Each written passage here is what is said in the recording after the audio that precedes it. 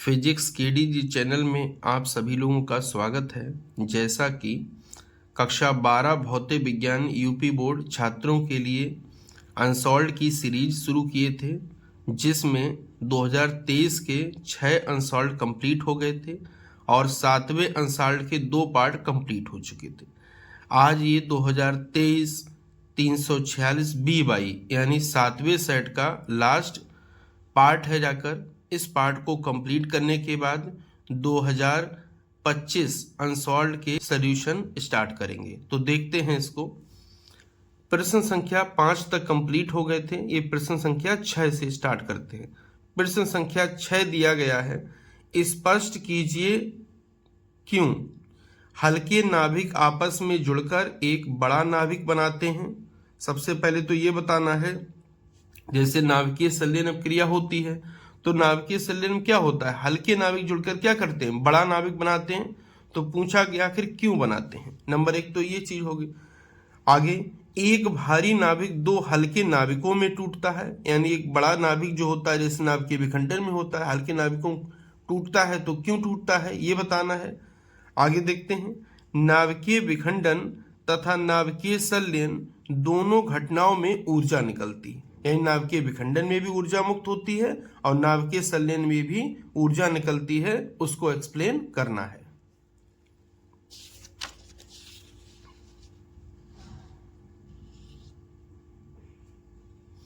तो देखते हैं पहला, हल्के नाभिकों की बंधन ऊर्जा प्रति न्यूक्लियन कम होने के कारण उनका स्थायित्व कम होता है। देखिए, स्थायित्व डिपेंड करता है बंधन ऊर्जा प्रति न्यूक्लियन पर। बंधन ऊर्जा प्रति न्यूक्लियन जितना कम होगा वह नाभिक उतना ही कम स्थायी होगा जाकर, और बंधन ऊर्जा प्रति न्यूक्लियन ज्यादा होगी तो वह नाभिक ज्यादा स्थायी होगा, लेकिन बहुत ज्यादा होगी तो फिर उसका स्थायित्व घटने लगता है जाकर।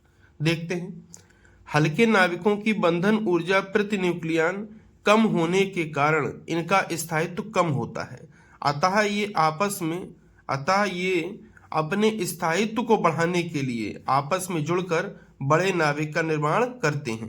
अब बड़ा नाभिक बना लेंगे। बड़ा नाभिक बनाने का मतलब क्या, बंधन ऊर्जा प्रति न्यूक्लियन ज्यादा हो जाएगी। बंधन ऊर्जा प्रति न्यूक्लियन ज्यादा हो जाएगी यानी स्थायित्व बढ़ जाएगा जाकर। करते हैं, जिससे इनकी प्रति न्यूक्लियन बंधन ऊर्जा बढ़ने के कारण स्थायित्व बढ़ जाता है।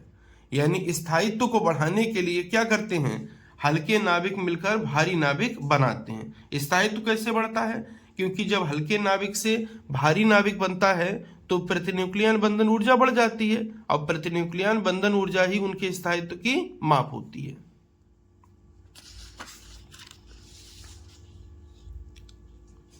इसी के दूसरे पार्ट को देखते हैं कि भारी नाभिक हल्के नाभिक का निर्माण क्यों करते हैं, क्यों टूटते हैं। तो 83 BI 209 के आगे वाले तत्वों की प्रतिन्यूक्लियन बंधन ऊर्जा घटती जाती है। भले ही उनका परमाणु क्रमांक बढ़ रहा होता है, लेकिन इनके BI के आगे की बंधन ऊर्जा प्रतिन्यूक्लियन तत्वों की घटती जाती है। ये आखिरी स्थायी तत्व है जाकर। इसके बाद जितने भी तत्व आपको मिलेंगे 84, 85, 86 परमाणु क्रमांक वाले, आगे जितने भी हैं सब अस्थायी हैं जाकर, जिससे इनका स्थायित्व भी घटता जाता है। जब बंधन ऊर्जा प्रतिन्यूक्लियन घट जाएगी तो स्थायित्व भी घट जाएगी। जब कोई भारी नाभिक हल्के नाभिक में टूट जाता है तो बंधन ऊर्जा प्रतिन्यूक्लियन घटने के कारण स्थायित्व बढ़ जाता है। अब देखिए, भारी नाभिक बना लिया है तो भारी नाभिक की प्रतिन्यूक्लियन बंधन ऊर्जा क्या होती, कम होती है। अब कम होगी तो कम स्थायी होगा। अब उसको स्थायी होना है तो भारी नाभिक क्या करेगा, हल्के नाभिकों में टूट जाएगा। हल्के नाभिकों में टूट जाएगा तो प्रतिन्यूक्लियन बंधन ऊर्जा घट जाएगी। प्रतिन्यूक्लियन बंधन ऊर्जा घट जाएगी तो इसका स्थायित्व बढ़ जाएगा। तीसरा पार्ट इसका देखते हैं, नाभिकीय विखंडन अभिक्रिया में कुछ द्रव्यमान क्षति होती है जो कि आइंस्टीन के द्रव्यमान ऊर्जा संबंध से, द्रव्यमान ऊर्जा संबंध कौन सा है, डेल्टा E बराबर में डेल्टा AM गुणा में c²। तो जितना यहाँ पर द्रव्यमान क्षति होगी उसके सापेक्ष इतनी ऊर्जा यहाँ पर उत्पन्न होती है जाकर। तो वही यहाँ पर है, नाभिकीय विखंडन अभिक्रिया में कुछ द्रव्यमान क्षति होती है जो कि आइंस्टीन के द्रव्यमान ऊर्जा संबंध के अनुसार ऊर्जा में परिवर्तित हो जाती है। इसी कारण नाभिकीय विखंडन अभिक्रिया में ऊर्जा निकलती है। अब देखिए, जो द्रव्यमान क्षति हुई, द्रव्यमान कम हो गया, वही द्रव्यमान किस में बदल गया? ऊर्जा में। और ऊर्जा में बदल गया तो वही ऊर्जा हमको बाद में अभिक्रिया के दौरान प्राप्त हो जाती है। आगे देखते हैं। इसी प्रकार जब दो हल्के नाभिक आपस में संयोग करके भारी नाभिक बनाते हैं तो भी कुछ द्रव्यमान क्षति हो जाती है, जो कि ऊर्जा के रूप में मुक्त हो जाती है। कहने का ये मतलब, चाहे विखंडन हो चाहे संलयन हो, कुछ ना कुछ द्रव्यमान जरूर कम हो जाता है और वही द्रव्यमान ऊर्जा में बदल जाता है और वही द्रव्यमान अभिक्रिया के दौरान ऊर्जा के रूप में मुक्त हो जाता है।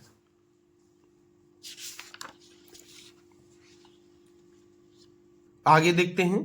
नाभिकीय संलयन में द्रव्यमान क्षति नाभिकीय विखंडन से ज्यादा होती है, यानी नाभिकीय संलयन जो अभिक्रिया होती है, जैसे जो सूरज में हो रही है, में द्रव्यमान क्षति यानी द्रव्यमान ज्यादा नुकसान में आता है नाभिकीय विखंडन से, इसीलिए नाभिकीय संलयन में उत्पन्न ऊर्जा ज्यादा होती है। अब नाभिकीय संलयन में उत्पन्न ऊर्जा ज्यादा क्यों होती? क्योंकि इसमें द्रव्यमान क्षति ज्यादा होती है। द्रव्यमान क्षति ज्यादा होगी तो ऊर्जा ज्यादा होगी जाकर। ठीक है।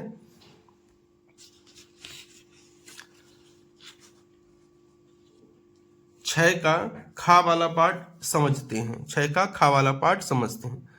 नाभिकीय अभिक्रिया के लिए जी मान क्या होता है? इन्होंने पूछा, एक नाभिकीय अभिक्रिया है, उसके लिए जी मान या क्यू मान, इसको क्यू मान भी बोलते हैं, या क्यू मान क्या होता है? नाभिकीय अभिक्रिया दे रखी है, 1H2 इक्वल 2He4 प्लस में G में यदि ड्यूटेरियम तथा हीलियम की बंधन ऊर्जा प्रतिन्यूक्लियन दे रखी है, कितनी है? 1.25 MB और 7.2 MB है, तो इनकी प्रकृति बताइए। प्रकृति का मतलब Q का मान प्लस होगा या माइनस होगा जाकर। आगे G का मान ज्ञात करना है, यानी यहाँ पर हमको प्रकृति बतानी है कि ऊष्मा क्षेपीय अभिक्रिया होगी, ऊष्मा शोषीय अभिक्रिया होगी, नाभिकीय विखंडन होगा या नाभिकीय संलयन होगा। ये तो यहाँ पर हो गया है। G का मान बताना है, यानी G का मान कितना आएगा, और द्रव्यमान क्षति बतानी, यानी द्रव्यमान क्षति हमको ज्ञात करना है। तो प्रकृति तो यहीं से देख लेते हैं। देखिए, यहाँ ड्यूटेरियम यानी 1H2 के दो नाभिक मिलकर हीलियम नाभिक बना रहे हैं, तो छोटे हल्के नाभिक मिलकर जब बड़ा नाभिक बनाते हैं तो ये क्रिया कहलाती है नाभिकीय संलयन अभिक्रिया। क्या कहलाती है? नाभिकीय संलयन अभिक्रिया। तो प्रकृति की बात करेंगे तो ये अभिक्रिया कौन सी है? नाभिकीय संलयन अभिक्रिया है। देखते हैं क्यू मान या जी मान क्या होता है। तो नाभिकीय अभिक्रिया में उत्पन्न या अवशोषित ऊर्जा को अभिक्रिया का क्यू मान या फिर जी मान कहते हैं। यानी नाभिकीय अभिक्रिया में जो ऊर्जा उत्पन्न होती है, अवशोषित होती जाके है, उसी की मात्रा को, उसी की माप को हम क्या कहते हैं? क्यू मान या जी मान कहते हैं। आगे बढ़ते हैं। ड्यूटेरियम की कुल बंधन ऊर्जा प्रति न्यूक्लियन। अब देखिए, एक ड्यूटेरियम की दे रखी है 1.27 और ड्यूटेरियम के नाभिक कितने हैं? 2 हैं, तो 2 से गुणा कर दिए। ये दो ड्यूटेरियम नाभिक की बंधन ऊर्जा प्रति न्यूक्लियन आ गई है जाकर। ठीक है। अब हमको चाहिए बंधन ऊर्जा। अब जैसे प्रति न्यूक्लियन का मतलब है न्यूक्लियन की संख्या से भाग दिया गया है, अगर ये संख्या से हम गुणा कर दें तो हमको बंधन ऊर्जा मिल जाएगी जाकर। भाई यहाँ क्या है? बंधन ऊर्जा प्रति न्यूक्लियन और गुणा में न्यूक्लियन, तो न्यूक्लियन से न्यूक्लियन कट जाएगा, क्या बचेगा? बंधन ऊर्जा। तो ड्यूटेरियम की कुल बंधन ऊर्जा बराबर 2.5 MBB और गुणा में न्यूक्लियनों की संख्या जाकर, तो 2.5 MBB हो गया। न्यूक्लियन का मतलब होता है न्यूट्रॉन प्लस प्रोटॉन जाकर। तो 1H2 लिखा हुआ है, इसमें जो द्रव्यमान संख्या होती है यही होती है N प्लस में P, यानी न्यूट्रॉन प्लस में प्रोटॉन होते हैं। जो द्रव्यमान संख्या होती है यही न्यूक्लियनों की संख्या होती है। तो यहाँ पर न्यूक्लियन कितने हैं? 2, तो हमने 2 से यहाँ पर गुणा कर दिया है, तो 2.5 गुणा में 2 यानी 5 MB हो जाएगा जाकर। अब ड्यूटेरियम की बात हो गई है जाकर, अब बात करते हैं हीलियम की। तो 2He4 यानी हीलियम की बंधन ऊर्जा प्रति न्यूक्लियन कितनी देर की? 7.2 MBB जाकर। अब बंधन ऊर्जा प्रति न्यूक्लियन दे रखी, हमको चाहिए बंधन ऊर्जा, तो क्या करेंगे? न्यूक्लियनों की संख्या से गुणा कर देंगे तो हो जाएगा। तो 2He4 की बंधन ऊर्जा बराबर 4.2 MeV गुणा में न्यूक्लियन। अब देखिए 2He4 होता है अब इसमें न्यूक्लियनों की संख्या कितनी है, 4 है जाकर, तो यहाँ पर 4 से हम गुणा कर दिए हैं। 4 से गुणा करेंगे जब तो हो जाएगा 28.8 eMeV जाकर। अब जी का मान देखते हैं। जी का मान होता है बड़ा मान में से हम छोटा मान को घटा देते हैं, तो बड़े मान में से छोटा मान घटाएंगे तो यहाँ बचेगा 23.8 eMeV जाकर है।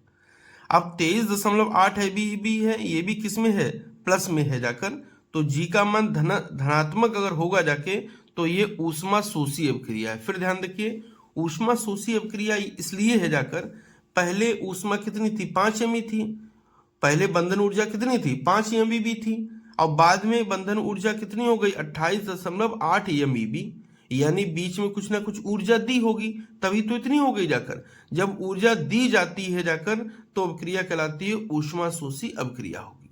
और चूंकि ड्यूटेरियम के नाभिक से हीलियम का नाभिक बन रहा था, यानी हल्के नाभिक से बड़ा नाभिक बन रहा था, इसलिए अभिक्रिया होगी जाके नाभिकीय संलयन। इस चीज का विशेष ध्यान दें, बहुत इंपॉर्टेंट ये न्यूमेरिकल है जाकर। ज्ञात करते हैं द्रव्यमान क्षति, तो ध्यान से देखें, 931 eMeV ऊर्जा के तुल्य द्रव्यमान क्षति होती है बराबर 1 eMeV, या फिर 1 AMU के तुल्य ऊर्जा होती है 931 eMeV। उसी को उल्टा करके लिखें कि 931 eMeV ऊर्जा के तुल्य द्रव्यमान क्षति बराबर में 1 AMU हो गया। तो अगर 1 eMeV की ऊर्जा चाहिए होगी तो इससे भाग दे देंगे संख्या को दोनों तरफ, तो यहाँ कटेगा तो बचेगा 1, और यहाँ पर ये भाग में आ जाएगा, ये हो गया जाके। और ऊर्जा हमारी जी का मान कितना आया है, 23.8 जाके, यानी हमको ऊर्जा चाहिए 23.8 की जाकर, तो यहाँ पर हो गया है 23.8 जाकर, तो फिर 23.8 से गुणा हो गया। जब हल करेंगे जाकर तो आ जाएगा 0.0255 AMU, यानी इतना द्रव्यमान क्षति हो जाएगी। अब ये तो मान है 0.0255 किसमें है, AMU में। अब हमको मान चाहिए किलोग्राम में, तो 1 AMU में होता है 1.66 गुणा 10⁻⁻27 किलोग्राम। ये बहुत इंपॉर्टेंट यूनिट है, जरूर याद कर लें, कई बार परीक्षाओं में डायरेक्ट पूछा जाता है ऑब्जेक्टिव में।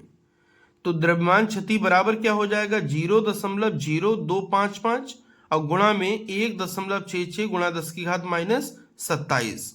जब गुणा भाग करके हल करेंगे तो 4.233 गुणा 10⁻⁻29 किलोग्राम हो जाएगा जाकर। प्रश्न संख्या 7 देखते हैं। खगोलीय दूरदर्शी की तुलना संयुक्त सूक्ष्मदर्शी से कीजिए। फिर ध्यान से सुन ले, दूरदर्शी है और यहाँ पर सूक्ष्मदर्शी है। अगला, क्या दूरदर्शी को सूक्ष्मदर्शी या इसके विलोम की तरह प्रयुक्त किया जा सकता है, यानी दूरदर्शी को सूक्ष्मदर्शी की तरह तथा सूक्ष्मदर्शी को दूरदर्शी की तरह क्या प्रयोग में लाया जा सकता है, ये बताना है, कारण सहित स्पष्ट करना है। तो सबसे पहले तो तुलना करते हैं किसकी, खगोल दूरदर्शी की संयुक्त सूक्ष्मदर्शी से तुलना करते हैं। देखते हैं, खगोल दूरदर्शी का प्रयोग दूर स्थित वस्तु को स्पष्ट देखने में किया जाता है। दूरदर्शी का प्रयोग क्या करते हैं, दूर स्थित वस्तु को देखने के लिए करते हैं जाकर, जबकि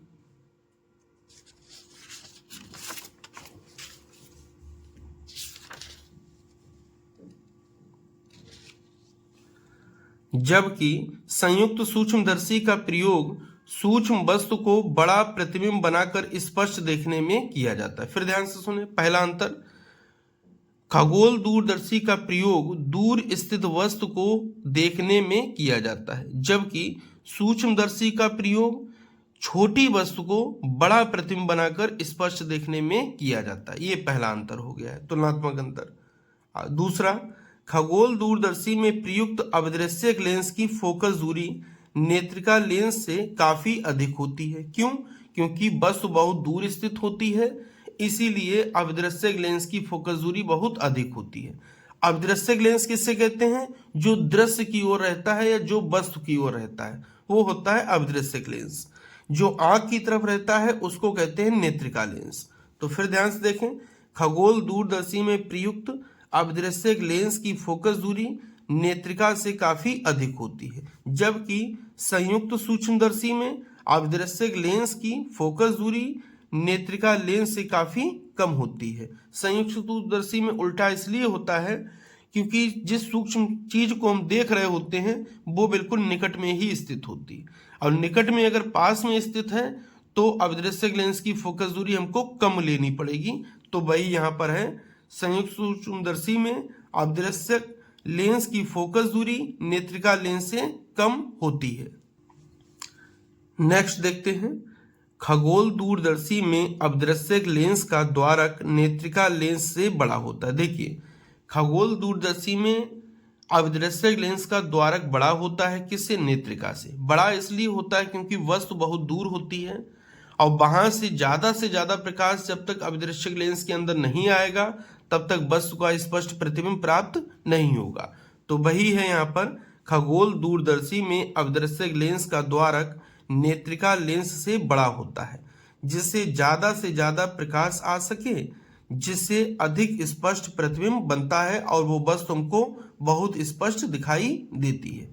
जबकि संयुक्त सूक्ष्मदर्शी में अभिदृश्यक का द्वारक नेत्रिका लेंस से छोटा होता है। क्यों? क्योंकि वस्तु भी बहुत सूक्ष्म होती है, इसलिए सूक्ष्मदर्शी में अभिदृश्यक का द्वारक क्या लेते हैं? बहुत छोटा लेते हैं। नेक्स्ट, तुलनात्मक अंतर। खगोल दूरदर्शी के द्वारा वस्तु का बनने वाला मध्यवर्ती प्रतिबिंब वस्तु से छोटा होता है। देखिए, दूरदर्शी से जिस वस्तु को देख रहे हैं वो वस्तु बहुत बड़ी होती है और उसका प्रतिबिंब जब मध्यवर्ती बनता आके तो छोटा बनता है जाकर। जबकि सूक्ष्मदर्शी में हम देखेंगे कि वस्तु बहुत छोटी होती है और उसका प्रतिबिंब बड़ा बनता है, उसका मध्यवर्ती प्रतिबिंब वस्तु से बड़ा बनता है। तो एक ये अंतर हो गया है जाकर। या इसका विलोम, दूरदर्शी को सूक्ष्मदर्शी की तरह प्रयोग नहीं किया जा सकता है। अब ना तो सूक्ष्मदर्शी को दूरदर्शी की तरह प्रयोग कर सकते हैं और ना ही दूरदर्शी को सूक्ष्मदर्शी की तरह प्रयोग कर सकते हैं। अब क्यों नहीं प्रयोग कर सकते हैं, इनको हम देखते हैं। इनके निम्नलिखित कारण हैं। अब कारण कौन कौन से देखते हैं।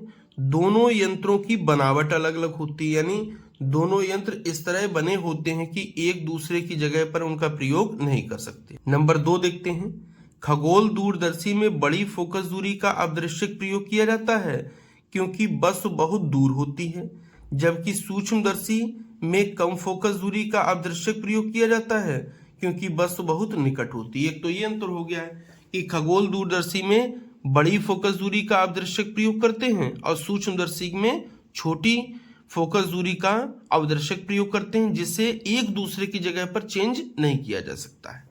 तीसरा वाला देखते हैं, इन दोनों यंत्रों की प्रकाशिक व्यवस्था तथा लेंसों में अंतर के कारण दोनों को एक दूसरे के स्थान पर प्रयोग नहीं किया जा सकता। यानी दोनों की प्रकाशीय व्यवस्था है वो अलग है, लेंसों में अंतर है जाकर, इसीलिए हमने एक दूसरे के स्थान पर प्रयोग नहीं कर सकते।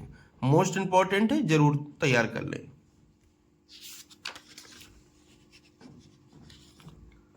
प्रश्न संख्या 7 का अथवा वाला प्रश्न देखते हैं। 60 डिग्री अपवर्तक कोण वाले प्रिज्म, तो प्रिज्म के अपवर्तक कोण को लिखते हैं ए से, तो यानी ए बराबर हमको कितना दे रखा है 60 डिग्री के पदार्थ का अपवर्तनांक को किससे लिखते हैं यन से, तो यन बराबर हमको दे रखा है 1.414 है। न्यूनतम विचलन की दशा में प्रिज्म पर आपतित प्रकाश के लिए निम्नलिखित की गणना कीजिए। सबसे पहले हमको ज्ञात करना है न्यूनतम विचलन कोण, और न्यूनतम विचलन कोण को लिखते हैं डेल एम से जाकर, एक तो ये ज्ञात करना है। दूसरा आपतन कोण को किससे लिखते हैं आई से लिखते हैं। आगे अपवर्तन कोण को लिखते हैं आर से जाके। अगला निर्गमन कोण को लिखते हैं ई से। फिर ध्यान से सुन लीजिए, न्यूनतम विचलन कोण ज्ञात करना है, इसको लिखते हैं डेल एम से। आपतन कोण ज्ञात करना है, लिखते हैं इसको आई से। अपवर्तन कोण है, इसको लिखते हैं आर से। निर्गमन कोण है, इसको लिखते हैं ई से जाकर। और इसमें आगे हमको देखना है आपतित किरण, अपवर्तित किरण तथा निर्गत किरण के लिए किरण आरेख भी बनाई, यानी चित्र भी बनाना है जाकर इन सब का। ए बराबर दिया है 60 और एन बराबर दिया है 1.41। प्रिज्म के लिए अपवर्तनांक का सूत्र होता है एन बराबर साइन डेल एम प्लस में ए अपान में 2 डिवाइड में साइन ए अपान में 2 जाकर है। अब ए का मान कितना दिया है 60, तो यहाँ भी 60 रख दिए, यहाँ भी 60 रख दिए हैं।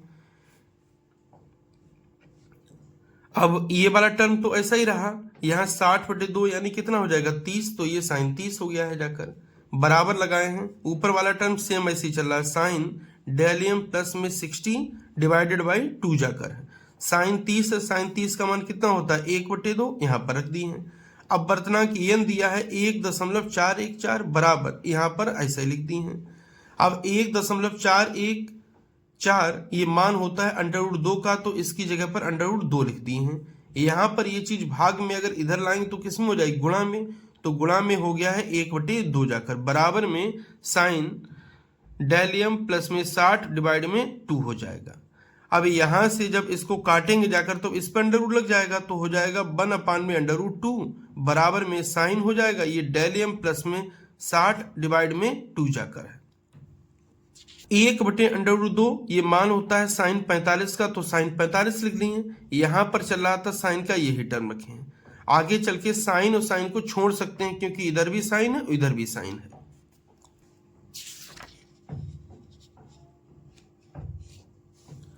दोनों पक्षों में साइन को छोड़ने पर, जब साइन को छोड़ देंगे तो वहां 45 बचेगा और यहां बचेगा डेल एम प्लस में 60 डिवाइड में 2। 2 जब इधर जाएगा तो कितना हो जाएगा 90 जाकर, ये डेल एम प्लस 60, ये डेल एम प्लस 60 में चल रहा है, और 60 लाके इधर माइनस करेंगे तो डेल एम बराबर कितना हो जाएगा 30 जाकर। ये न्यूनतम विचलन कोण या अल्पतम विचलन कोण का मान हो गया, जो कि हमसे नंबर 1 पर पूछा था। अब देखते हैं आपतन कोण कितना होगा, तो आपतन कोण आई बराबर होता है डेल एम प्लस में a/2 जाकर, डेल एम प्लस में a/2 जाकर। आया कहां से देखें, ये n बराबर होता है साइन, ये डेल एम था और प्लस में a/2 था और डिवाइड में यहां पर था साइन a/2। इसी की तुलना स्नेल के नियम से कीजिए, यानी n बराबर साइन i/साइन r से कीजिए। तो देखेंगे ऊपर साइन साइन, ऊपर अंश को देखते हैं यहाँ और यहाँ अंश को देखते हैं, साइन साइन छोड़ दीजिए, तो आई बराबर आ जाएगा डेल एम प्लस में a/2 जाकर। अब आर वाले नीचे वाले को देखिए, हर वाले को, तो हर में साइन आर दे रखा है, यहाँ साइन a/2, साइन साइन छोड़ दो तो आर बराबर क्या बचेगा a/2 हो जाएगा। यहाँ से ये आई और आर के मान निकाले हैं। तो आपतन कोण आई बराबर हो जाएगा डेल एम प्लस में a/2 जाकर। डेल एम का मान अभी 30 आया है, ए का मान दिया है 60, जोड़ेंगे तो हो जाएगा 90, भाग 2 से देंगे तो आ जाएगा 45 डिग्री, यानी आपतन कोण कितना होगा 45 डिग्री जाकर। अपवर्तन कोण देखते हैं, आर बराबर हो जाएगा कैपिटल a/2, बराबर में हो जाएगा ए का मान कितना है 60, तो 60/2 बराबर में हो जाएगा 30 डिग्री जाकर है। निर्गमन जो कोण होता है वही आपतन कोण होता है। फिर चीज ध्यान रखें, जो निर्गमन कोण होता है वही क्या होता है आपतन कोण होता है, और आपतन कोण हमारा आई बराबर कितना है 45 डिग्री, 45 डिग्री, तो यही हमारा निर्गमन कोण हो जाएगा। चित्र देखते हैं, ABC एक प्रिज्म है जिस पर एक प्रकाश किरण आपतित होती है। आपतित होने के बाद यहां से इस वाले पृष्ठ से इसका अपवर्तन होता है, अपवर्तन होने के बाद ये आधार BC के समांतर हो जाती है, ये EL हो गया, ये EM हो गया। अब फिर यहां पर आती है, फिर यहां पर अपवर्तन होता है तो ये अविलंब से दूर हटकर निकल जाती है। क्यों? क्योंकि अंदर का माध्यम सघन है, बाहर का माध्यम विरल है, और विरल माध्यम है तो अविलंब से दूर हटकर बाहर निकल जाती है। जब इस प्रकाश कण को आगे बढ़ाते हैं यहाँ पर, और ये जो इधर प्रकाश कण की इसको पीछे हटाते हैं, तो ये जहां पर काटते हैं जाकर ये न्यूनतम विचलन कोण हो जाता है, जिसे हम डेल एम लिखे थे। कितना लिखे थे? डेल एम लिखे थे। आपतन कोण आई ये वाला है, निर्गमन कोण ये वाला है जिसको हम ई से लिखे हैं जाकर, और ये वाला जो हमारा कोण है आर जाकर है, वो अपवर्तन कोण कितना है 30 डिग्री है। प्रश्न संख्या 8 को देखते हैं। स्थैतिक वैद्युत में गाउस नियम बताना है, स्थैतिक चुंबकत्व में परिपथीय नियम बताना है, एम्पियर का परिपथीय नियम बताना है, का उल्लेख, स्पष्टीकरण एवं लक्षणों की तुलना करिए। सबसे पहले तो आपको गाउस का नियम बताना है इलेक्ट्रोस्टैटिक में, बाद में मैग्नेटोस्टैटिक में हमको एम्पियर का परिपथीय नियम बताना है, और फिर दोनों की हमको क्या करनी है? तुलना करनी है। तो देखते हैं, स्थैतिक विद्युत में गाउस नियम किसी बंद पृष्ठ से गुजरने वाला कुल वैद्युत फ्लक्स फाई ई उस बंद पृष्ठ के द्वारा परिबद्ध कुल आवेश Q का 1/ε0 गुना होता है। मोस्ट इंपोर्टेंट कई बार पूछा गया, यानी अगर कोई बंद पृष्ठ है उससे जो गुजरने वाला फ्लक्स होता है वो उसके द्वारा घेरे गए आवेश का 1/ε0 गुना होता है जाकर। ठीक है, तो ये हमको दे रखा है गाउस का नियम है ये जाकर। फ्लक्स को ही हम लिखते हैं E डॉट ds में जाकर, तो क्लोज्ड पाथ के लॉन्ग इंटीग्रेशन है E डॉट ds बराबर हो जाता है Q/ε0। चाहे तो यहीं तक रखें और अगर इस स्टेप को बढ़ा लें तो और बेस्ट है जाकर।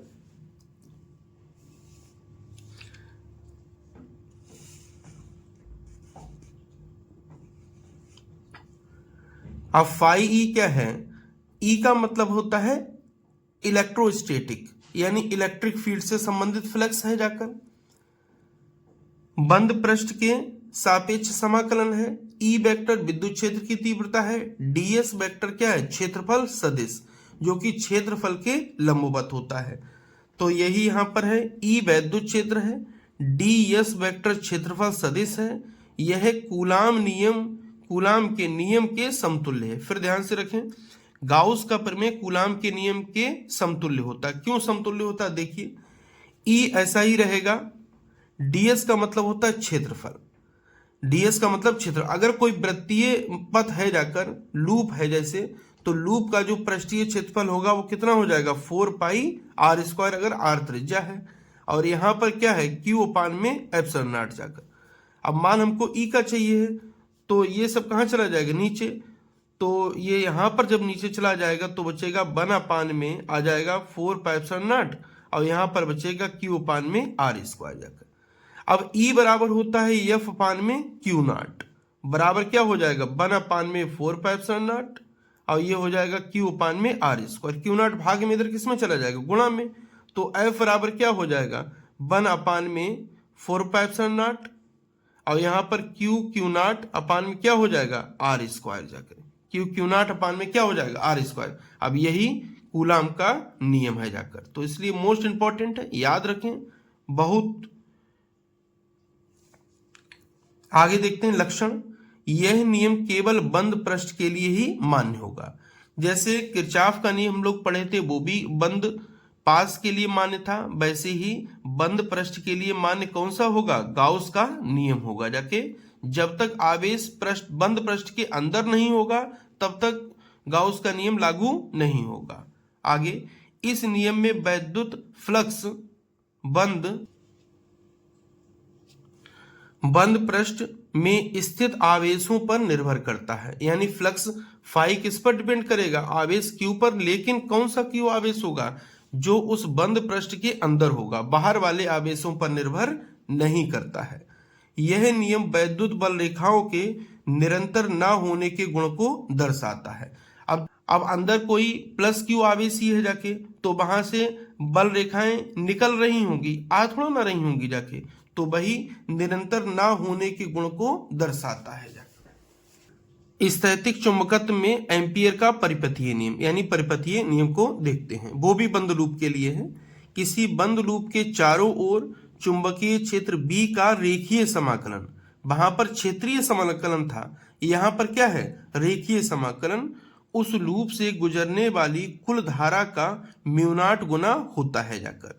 तो देखिए, रेखीय समाकलन का मतलब क्या है? dl आएगा, तो ये dl आएगा, बंद पास है इसलिए चक्र बना दिए, समाकलन से समाकलन लगा दिए। किसका समाकलन होगा? B वेक्टर का होगा, बराबर में μ0 रहेगा। I क्या है? उस बंद पृष्ठ के द्वारा घेरी गई धारा, तो ये I धारा उसके द्वारा हो जाएगी। तो ये नियम कौन सा है? एम्पियर का परिपथीय नियम, जो कि चुंबकीय क्षेत्र में लगता है जाकर।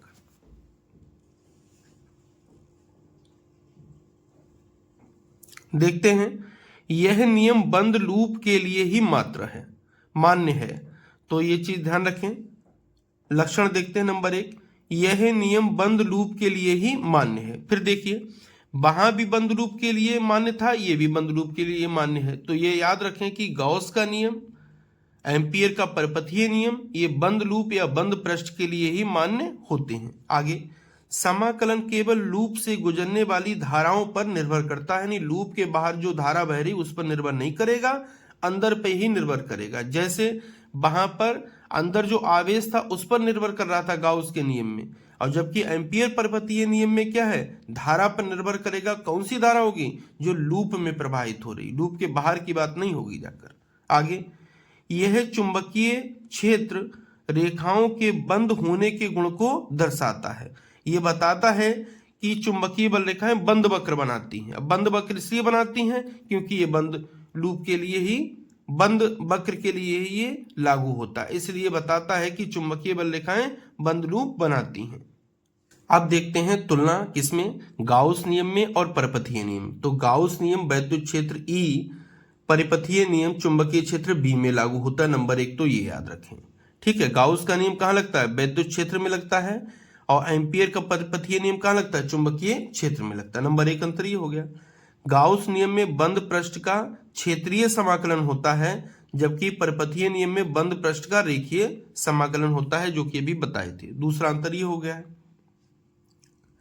गाउस नियम में वैद्युत आवेश तथा परिपथीय नियम में धारा का प्रयोग किया जाता है, यानी गाउस के नियम में क्या लेंगे, वैद्युत आवेश, और परिपथीय नियम में क्या लेंगे, वैद्युत धारा का प्रयोग करेंगे।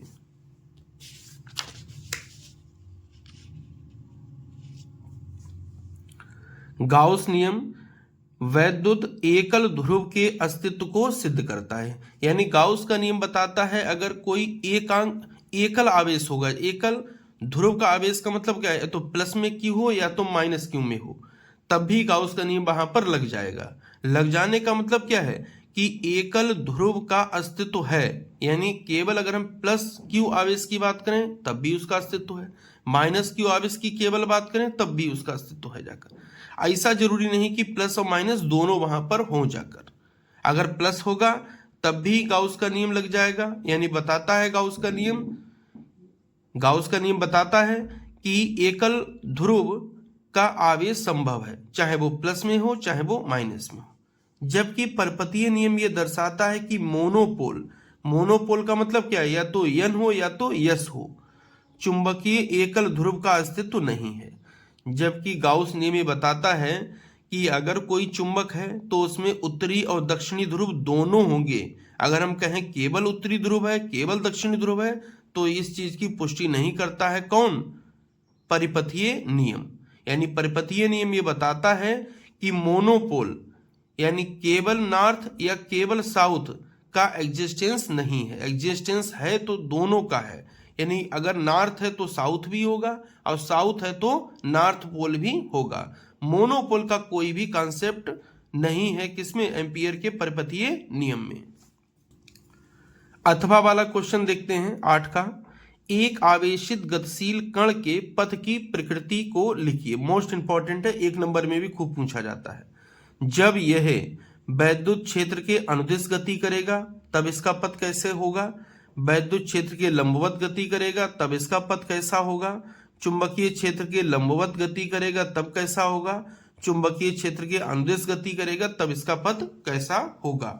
इसी में 5वां था, परस्पर लंबवत कार्यरत वैद्युत क्षेत्र तथा चुंबकीय क्षेत्र के संयोजन के अनुदिश, यानी जहां ई भी लग रहा हो जाकर और क्या लग रहा हो, बी भी लग रहा हो, ये दोनों एक दूसरे के लंबवत हो जाकर तब पथ की गति कैसी होगी जाकर, यानी तब जो कण है उसकी गति कैसी होगी। तो सबसे पहले देखते हैं वैद्युत क्षेत्र के अनुदिश गति करेगा तब गति कैसी होगी। जब आवेशित कण वैद्युत क्षेत्र के अनुदिश गति करता है तो वह एक वैद्युत बल, तब उस पर एक वैद्युत बल कार्य करता है जिसकी दिशा कण की गति की दिशा में होती है। अब गति की दिशा में होगी तो वो उसी दिशा में गति करता रहेगा, और किसी दिशा में गति करेगा उसका मतलब क्या है, वह रेखीय पथ पर गति करेगा। फिर ध्यान से सुने, यानी अगर कोई वैद्युत क्षेत्र की दिशा में कोई आवेशित कण गति कर रहा है तो उस पर एक बल लगता है जिसकी दिशा कण की गति की दिशा में ही होती है जाकर, तो उसी दिशा में गति कर रहा है और उसी दिशा में बल लग रहा है जाकर, तो इसका मतलब क्या है, कण उसी दिशा में गति करता रहेगा, यानी कण की गति कैसी होगी, रेखीय पथ पर गति करेगा। दूसरा देखते हैं वैद्युत क्षेत्र के लंबवत गति। जब आवेशित कण वैद्युत क्षेत्र के लंबवत दिशा में गति करता है तो उस पर एक बल कार्य करता है जिसकी दिशा गति की दिशा के लंबवत होती है, यानी जिसकी दिशा गति की दिशा कैसी होती है, लंबवत। तो लंबवत होगी तो पथ कैसे पथ पर गति करने लगेगा, परवलयाकार। फिर ध्यान सुनिए, जब आवेशित कण वैद्युत क्षेत्र की दिशा में गति करेगा तो उसका पथ रेखीय होगा। जब आवेशित कण वैद्युत क्षेत्र की दिशा के लंबवत दिशा में गति करेगा तो उसका पथ जो होगा वो परवलयाकार होगा, कुछ इस टाइप से जाकर, कुछ इस टाइप से होगा, उसका परवलयाकार पथ होगा जाकर। कब, जब लंबवत दिशा में गति करेगा। तीसरा, चुंबकीय क्षेत्र के लंबवत गति। जब आवेशित कण चुंबकीय क्षेत्र के लंबवत गति करता है तो उस पर एक चुंबकीय बल यानी लॉरेंज बल कार्य करने लगता है जिसकी दिशा गति की दिशा के सदैव लंबवत होता है, यानी जिसकी दिशा जो होती है वो कैसी होती है, गति की दिशा के सदैव लंबवत होती है। जब लंबवत होती है अर्थात ये बल कौन सा होगा, अभिकेंद्र बल होगा, और अभिकेंद्र बल के प्रभाव में आवेशित कण कैसा गति करने लगा, वृत्तीय पथ पर। फिर ध्यान सुनिए, जब आवेशित कण चुंबकीय क्षेत्र के लंबवत गति करेगा तो उसका पथ कैसा होगा, वृत्तीय पथ। वृत्तीय पथ क्यों होगा, क्योंकि एक बल लग रहा होगा लंबवत दिशा में जो कि अभिकेंद्र बल की तरह कार्य करेगा। अभिकेंद्र बल के प्रभाव में ये क्या करेगा, वृत्तीय पथ पर गति करने लगेगा। अगला देखते हैं, चुंबकीय क्षेत्र के अनुदिश गति करें। तो जब आवेशित कण चुंबकीय क्षेत्र के अनुदिश गति करता है तो आवेशित कण पर कार्य करने वाला चुंबकीय बल, कौन से चुंबकीय बल की बात हो रही है, F बराबर में QVB साइन थीटा शून्य हो जाता है। शून्य क्यों हो जाएगा, यानी B भी इस डायरेक्शन में है चुंबकीय क्षेत्र और इसी डायरेक्शन में वो गति कर रहा है, तो दोनों बीच कोण कितना हो जाएगा, 0 डिग्री। और 0 रखेंगे तो साइन 0 का मान 0, यानी F बराबर क्या हो जाएगा, 0 हो जाएगा। अर्थात कोई चुंबकीय बल कार्य नहीं करता है जिससे आवेशित कण की गति प्रभावित नहीं होती है, अर्थात आवेशित कण सरल रेखीय पथ पर गति करता रहता है। यानी आवेशित कण किस पर गति करता रहेगा, सरल रेखीय पथ पर गति करता रहेगा, क्योंकि जो लगने वाला बल था शून्य था, तो बल जब लग ही नहीं रहा तो उसका गति प्रभावित नहीं होगी। गति प्रभावित नहीं होगी तो एक रेखा में गति करता रहेगा। नेक्स्ट देखते हैं, परस्पर लंबवत कार्यरत वैद्युत क्षेत्र तथा चुंबकीय क्षेत्र के संयोजन के अनुदिश जाकर। देखिए, जब आवेशित कण परस्पर लंबवत कार्यरत वैद्युत क्षेत्र तथा चुंबकीय क्षेत्र के संयोजन के अनुदिश गति करता है तो वैद्युत क्षेत्र कण को त्वरित करता है। वैद्युत क्षेत्र क्या करेगा, कण को त्वरित करेगा, तथा चुंबकीय क्षेत्र कण को घुमाता है। विद्युत क्षेत्र क्या करेगा, त्वरित करेगा, और चुंबकीय क्षेत्र क्या करेगा, कण को घुमाएगा। तो दोनों का जब संयुक्त प्रभाव उस पर लगेगा जाकर तो उसकी गति कैसी हो जाएगी, सर्पिलाकार। सर्पिलाकार यानी हेलिक्स बोलते हैं इंग्लिश में, हेलिक्स। तो हेलिक्स के पथ पर गति करने लगे। कब करने लगेगा, जब विद्युत क्षेत्र तथा चुंबकीय क्षेत्र परस्पर लंबवत उस पर कार्य कर रहे होंगे जाकर। विद्युत क्षेत्र के कारण वो त्वरित होगा, चुंबकीय क्षेत्र के कारण वो घूमने लगेगा, और दोनों का जब संयुक्त प्रभाव पड़ेगा उस कण के पथ पर जाकर तो उसका पथ कैसा हो जाएगा, सर्पिलाकार पथ हो जाएगा। मोस्ट इंपॉर्टेंट है, जरूर याद रखें। प्रश्न संख्या 9 को देखते हैं। एक वर्गाकार लूप की प्रत्येक भुजा 10 सेंटीमीटर लंबी है तथा प्रतिरोध 0.5 ओम है, यानी आर का मान दे रखा है। पूर्व पश्चिम तल में ऊर्ध्वाधर रखा गया है।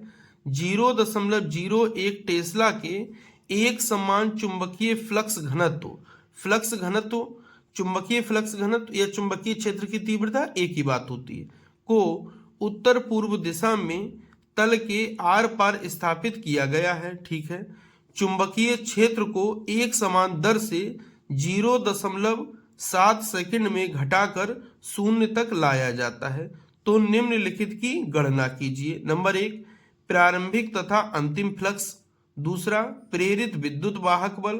तीसरा, प्रेरित धारा है, और चौथा क्या है, प्रेरित आवेश जाकर। तो पहले समझ लेते हैं क्वेश्चन को। वर्ग है एक 10 सेंटीमीटर भुजा की लंबाई का जाकर, जिसका प्रतिरोध कितना है, 0.5 है।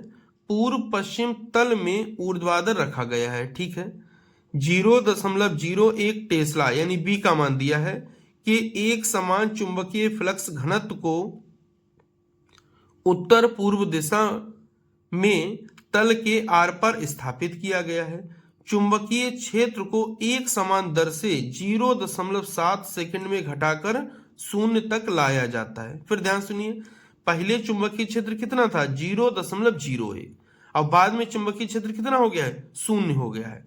अब यहां तक क्वेश्चन कंफर्म हो गया है। अब स्टार्ट करते हैं।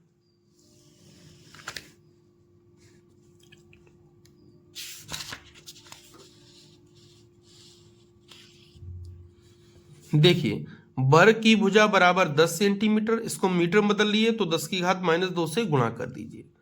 अब क्षेत्रफल निकालिए वर्ग का, तो वर्ग का क्षेत्रफल होता है भुजा स्क्वायर। भुजा कितनी है 10 गुणा 10 की घात -2, इसका वर्ग कर दिए तो 10 का वर्ग होता है 100 और 10 की घात -2, 2 दूनी 4 यानी 10 की घात -4 हो जाएगा।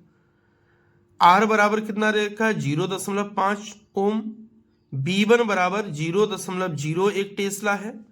डेल्टा टी कितना है 0.70 सेकंड है। B2 कितना है, वो कह रहा है इतने सेकंड में चुंबकीय क्षेत्र घटाकर कितना कर देते हैं 0 कर देते हैं, यानी B2 कितना हो जाएगा 0। और थीटा बराबर कितना हो जाएगा 45 डिग्री। थीटा बराबर 45 डिग्री कैसे होगा समझिए ध्यान से। पूर्व पश्चिम तल में ऊर्ध्वाधर रखा है जाकर, तो पहले दिशाओं को बना लेते हैं। ये उत्तर हो गया, ये दक्षिण हो गया है, ये पूरब हो गया है, इधर बना लेते हैं पश्चिम बना लेते हैं।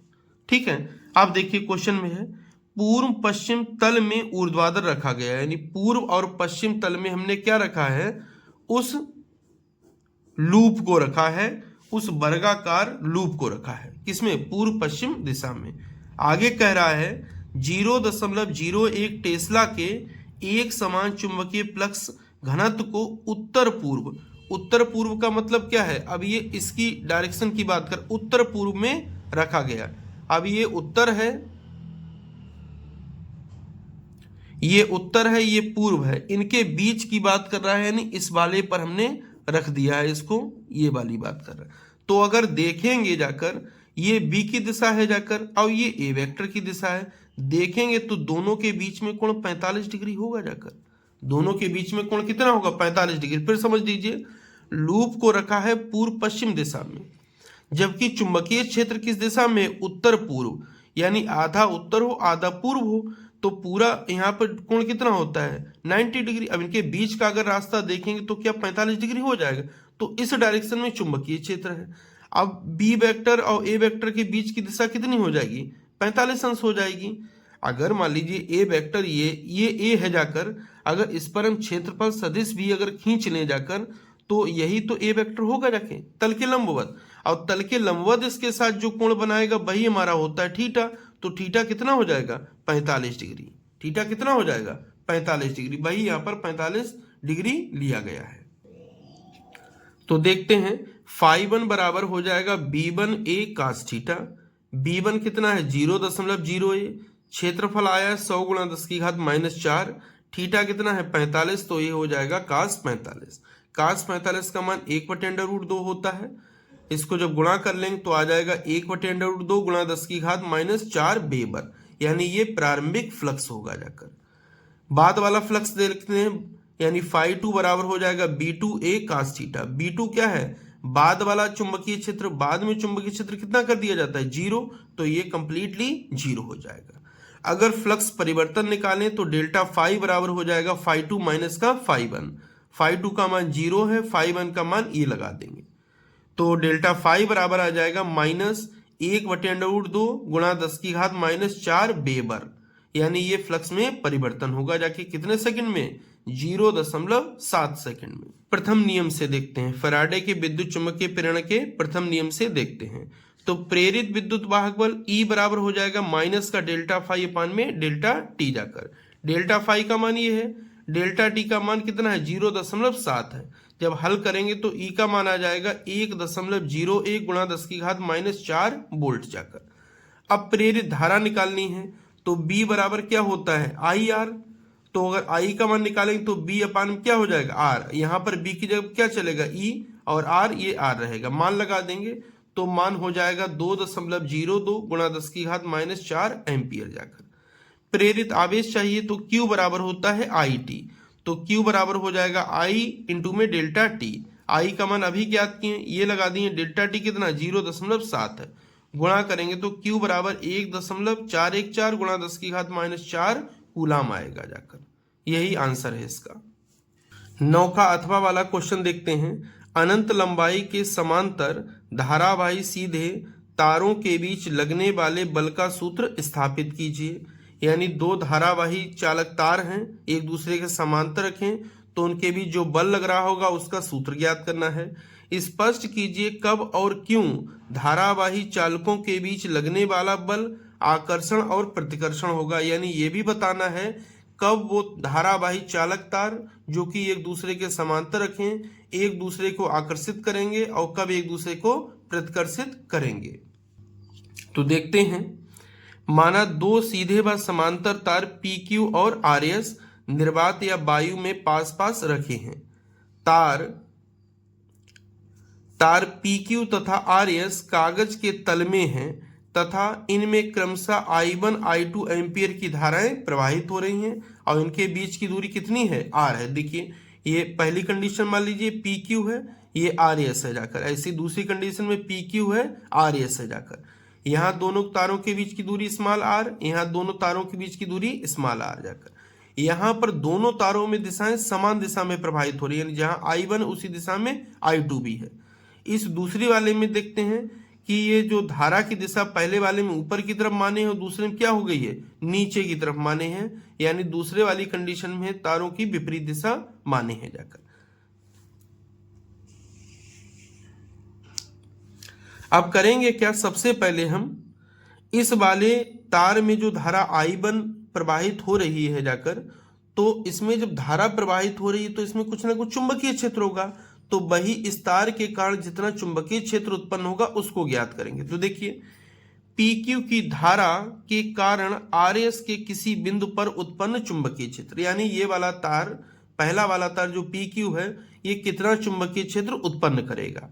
तो अगर कोई अनंत लंबाई का सीधा तार है तो उसके कारण चुंबकीय क्षेत्र की तीव्रता का सूत्र होता है B बराबर μ0/2 पाई I/r जाकर। अब चूंकि पहले के कारण है तो यहाँ B1 μ0/2 पाई, इसमें कोई चेंज नहीं क्योंकि कांस्टेंट है। पहले तार में धारा कितनी I1, दोनों के बीच की दूरी कितनी है R, तो यहाँ पर R लिख दिए, न्यूटन प्रति एम्पेयर मीटर, समीकरण नंबर 1 डाल दिए हैं जाकर। अब इस तार के कारण यहाँ पर इतना चुंबकीय क्षेत्र उत्पन्न होगा, तो इस चुंबकीय क्षेत्र में ये तार रखा हुआ है, इस पर कुछ ना कुछ बल लगेगा और तार पर बल लगता है F बराबर BIL साइन थीटा। दाएं हाथ की हथेली के नियम नंबर 1 के अनुसार B1 की दिशा कागज के तल के लंबवत अंदर की ओर होगी जाकर। कागज के तल के लंबवत कहाँ होगी, अंदर की ओर होगी जाकर है।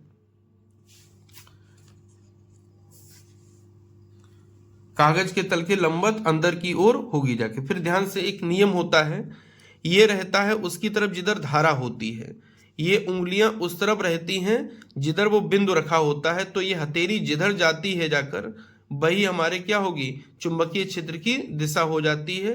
यही दाएं हाथ की हथेली का नियम नंबर 1 है जाकर।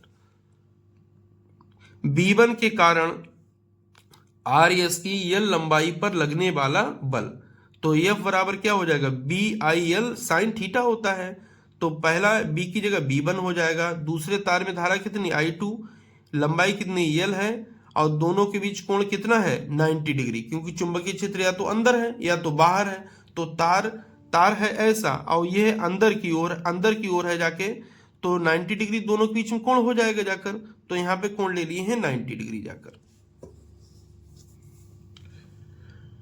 तो B1 का मान रखेंगे μ0/2 पाई I1/r जाकर। I2 ऐसा ही रहेगा, L ऐसा ही रहेगा, तो F बराबर हो जाएगा μ0/2 पाई I1I2L जाकर।